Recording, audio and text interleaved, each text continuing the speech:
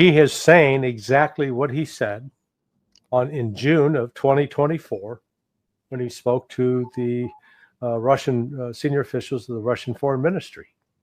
He said it then. Now, a little over 3 weeks ago, I asked Sergei Lavrov, the foreign minister, that precise question. Are you guys now seeing some light between what President Putin said in June of 2024 and the United States, that you're going to back away from some of those? And Lavrov said, no, niet. But he said it in English. He said no. And Maria Zakharova, the spokeswoman for the foreign ministry, she's repeated the same thing. Sergei Rybakov, the deputy foreign minister, he said the same thing. Medvedev, same thing. Peskov, Kremlin spokesman, same thing. We gotta listen to, Ray McGovern's always said that all we got to do is listen to what the Russians say. You don't have to be, Kreskin the analyst. I'm a mind reader. I can figure out what the Russians are trying to do. Just listen to what they say. And Putin, what he said in that submarine, not a single deviation from what he said almost a year ago in June of 2024. The conditions are real clear.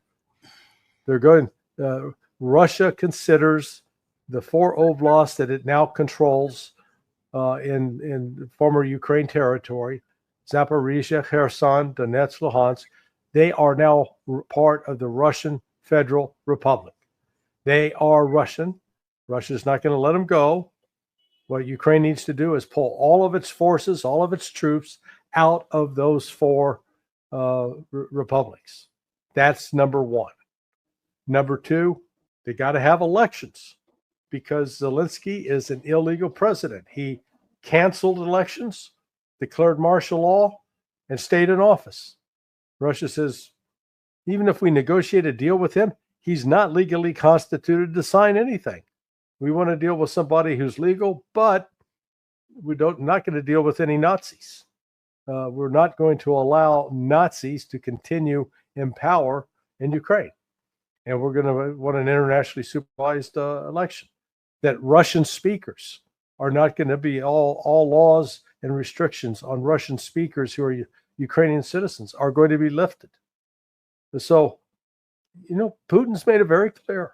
And the United States just better damn well listen. I agree with you, Larry, that it is not a bombshell what Putin is laying out. He's been saying this.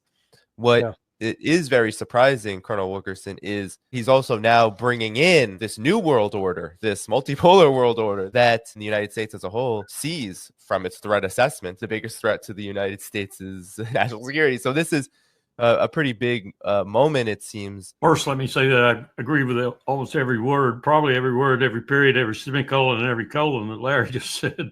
But Sergei Lavrov said something that really struck me.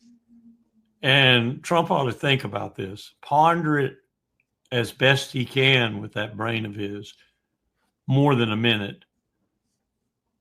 Sergei said, Greenland is less important to the United States than Ukraine is to us. Now, there's a certain amount of tongue-in-cheek there, but Sergei was saying Ukraine, with a NATO presence, is existential threat to us. Greenland could never be an existential threat to the United States. You may want it, but you want it with a desire that probably won't be fulfilled. If it is, it'll be up to the Danes to do it. We, on the other hand, will fight to the 300,000 deaths we've already achieved, and then maybe more, in order to prevent Ukraine from being a NATO tool or even resembling slightly a NATO tool. And so these are our conditions. That's a pretty stark way of putting it. And it's a way of putting it that I would think Trump would understand and others in the administration would understand. But it is that stark, really. And the idea that Biden conjured, and unpresidentially to the max, cast out there on the waves almost on a weekly basis that Putin was an animal, that he was diseased of the brain. Same thing about Xi Jinping. What kind of a president would say things like that, even if he believed about an opponent in the world who had the capability to smite him if he wanted to, or to make his life really miserable if he wanted to? What president would do? But Biden did, showing you how enfeebled that gentleman was. That's the best word I can use for him. So I agree with Larry that Russia's got all the cards here. We have none. In fact, I would say we're operating from a deficit. If there are 52 cards in a poker deck, Putin's got 54, including the two jokers, and we've got nothing. We don't have the cardboard around the deck. That's a very difficult situation for a bombastic person like Trump to go into and conduct successful negotiations. So I don't predict success there. I don't know what I should predict except more and more tragedy. I don't think we're headed for a peace. I am very actually cautious of these future negotiations, just given how they've gone thus far, knowing what I know about Russia, which is that they're not going to give up these core demands, these root causes that they've been harping on this whole time. And now Putin is saying, we have the strategic initiative, we will wipe them out. But if there is no legitimate peace deal, then this is how it's going to go. I'm constantly wondering, well, how does Trump actually respond to this, given that the United States is really facing a crisis here? I saw that threat assessment, Larry, and that's a big, long list of very powerful countries that the intelligence community is assessing as the big threats to the United States. And I didn't see much change in the U.S.'s strategy overall from the point of view of the intelligence apparatus in how the United States is going to conduct its affairs under Trump. Well, first, that the threat assessment's a tunnel vision assessment. Right. They only look at each individual country almost as if they're independent from each other, that they don't have any interaction, that they're not pursuing any projects of cooperation, collaboration together. I mean, it's just, it really is. I described it as a hot mess. It's juvenile. It's sophomoric. It's a shameful product that we spend, hundreds of millions of dollars on an intelligence capability that produces crap like that. There have been a couple of really important developments where Putin speaking to the industrialists of Russia. He talked about sanctions, and he basically told him, he says, look, guys, we're never, ever going to be in a period where we're not facing some sort of sanctions from the West. If you're making your economic and your production calculations on, we're going to get to a period where relations with the West are going to be so great, there won't be any more sanctions. Forget about it. That's never going to happen, which is why we're pursuing BRICS and setting up an alternate financial system. He said that. That doesn't mean he wants to be antagonistic with the West, but he is now, Russia has awakened to the fact they can no longer trust the West as an actual stable partner.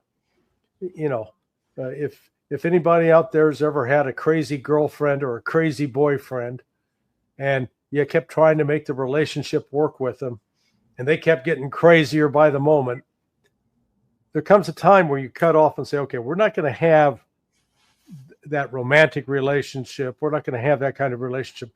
You may still be cordial to them. You may still say hi to them if you see them in the bar, but you're not going to get into a deep relationship with them. And that's where Russia is right now with the West. They have made the decision, our future is not with the United States. Our future is with China, with India, South Africa, Brazil, Indonesia, Iran, the countries that have joined BRICS. They're moving to the global South. The other thing Putin said, which, should wake up Trump and his company. He says, look, if by the middle of April, Ukraine has not accepted any of these terms, has not agreed to any of this, Novorossiya, that we're going to take that.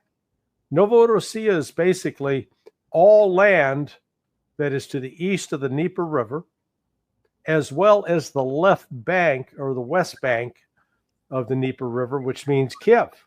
So they're going to take Odessa, Mykolaiv, and at that point, the Russian demands will again shift. So we went from, I guess it was March of 2022, where the Russians signed off on a Ukrainian proposal that would have left Donetsk and Luhansk as part of Ukraine with international guarantees. They signed that agreement, and then Ukraine walked away from it under U.S. pressure.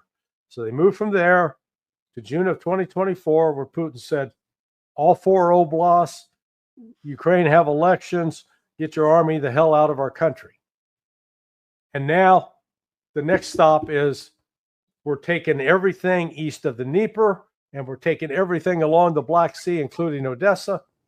And you can either negotiate that or we're going to do it militarily, but that's what we're going to do. That's what we need to understand. Putin's call for a UN administrative body that would facilitate Ukrainian election, Putin's suggestion that Russia's partners, China, DPRK, BRICS countries in particular, are going to be and should be a major part of this process. Well, I think all of that is inevitable, and I think it should be. It's time that we started recognizing the rest of the world. It's time that we started. Ask Xi Jinping how many countries he has sanctions on. Ask Putin how many countries he has sanctions on. Ask OFAC how many countries we have sanctions on. 32. About 25% of the 8.5, 9 billion people in the world are laboring today under our sanctions. This can't last. Yeah. And people in the BRICS complex, Putin, Xi, they know that. And they're working ardently and, in fact, I think fairly astutely to bring about what Xi calls the ASEAN community type atmosphere within this group, where they're driven by economics, by commerce, by trade, by exchanges and such, and not by wanting to fight wars with one another, not by military industrial complexes and such. And I think that's the future. I think Chas Freeman has the right word for that. It's not multipolar. Poles are like this, Poles depict, somebody's up here, somebody's here.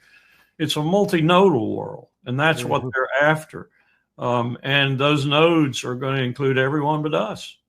Now, they're going to have to initially deal with us because we still have a lot of residual economic and financial power.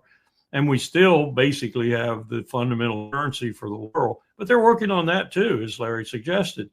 And I don't think it's going to take as much time to do all this as some of my erstwhile agreeers believe, thinking it's going to take, the rest of this century and so forth. I don't think so at all, especially when you confront the other things that are challenging us, like no nuclear weapons treaties and the need to get to that, and the climate crisis.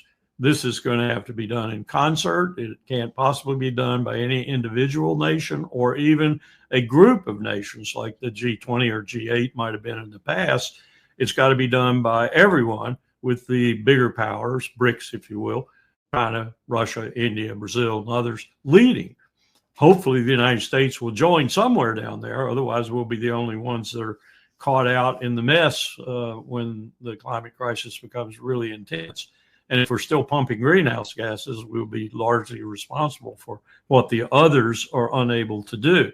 So they've got to drag us in, kicking and screaming if necessary in some respects. But the world's changing. It's changing dramatically, and it's changing rather rapidly, much more rapidly than, for example, Powell and I thought in 2003, 2002, or even in 92 and 93 when we were euphoric over destroying 50,000 nuclear warheads and doing the kinds of things that we thought were necessary to bring Russia into the world as a responsible power after the Warsaw Pact had collapsed. I remember Powell going to Warsaw itself and talking to former generals from the Warsaw Pact and telling them about our Constitution and how that meant everything to him. As a soldier, that meant everything to him. And they were stunned by that. They were stunned that he would make that kind of admission. Well, that's done. That's toast. That's the past. We stopped doing what we should be doing to accommodate this new world. the moment H.W. Bush was unelected as president of the United States and Bill Clinton took his place. We stopped doing what we should do, and we've been doing what we shouldn't do ever since, and we're going to pay dearly for it. One very interesting part of this threat assessment by the intelligence community, intelligence apparatus, they named, of course, the 4 big players, which many people thought Trump was going to take a different direction on: Russia, China, Iran, DPRK as the big threats. At the very end of the document, though, this is what they said about Russia and China. Cooperation between Russia and China has the greatest potential to pose enduring risks to U.S. interests. Their leaders probably believe they are more capable of countering perceived U.S. aggression together than alone, given a shared belief that the U.S. is seeking to constrain each country. Just wanted your comments on this threat assessment. How much does it actually influence U.S. policy, given we know not just about history, but what's going on right now? Well, again, it's part of the U.S. disconnect from reality. I asked Sergei Lavrov that specific question. I pointed out to him and said, look, I can't tell you the number both of Trump officials and Washington pundits, both journalists and think tank folks, who insist that our real play now is, and they'll say things like, oh, there's no way the Russians want to be tied to the Chinese. They just, the bunch of yellow monkeys, they can't, it's racist. They don't want to be around those people. They're more naturally aligned with us. So we just got to, is like completely clueless about what we're doing to Russia with sanctions and everything else, helping kill Russians through supporting Ukraine. They act like, oh yeah, we just, we'll get Russia on our side, man. Then we can go after China. I mean, they really believe this. That's Elbridge Colby, who is one of the nominees to be the number 3 guy at DOD. He believes that. Oh, we got to stop this war in Ukraine so we can focus on China, and we got to get Russia on our side. And you notice in that assessment, they assess Russia as the junior partner to China. Nonsense. Russia stands as an equal partner. Yeah, it's not as big as China, but on a per capita basis, it has just as robust a defense production capability, more so than China. China still has not been able to produce its own domestic airliner. Russia has, using all parts from within Russia. But China needs Russia's oil and gas. Absolutely needs it, a reliable source. And so when I asked Lavrov this, he sort of smiled and said, yeah, through history, Russia and China, we've been at odds. But we recognize that we now have a need to work together. And he said, look, the Chinese have a completely different time horizon than us. And he, raised his hand and pointed out far into the future and laughed.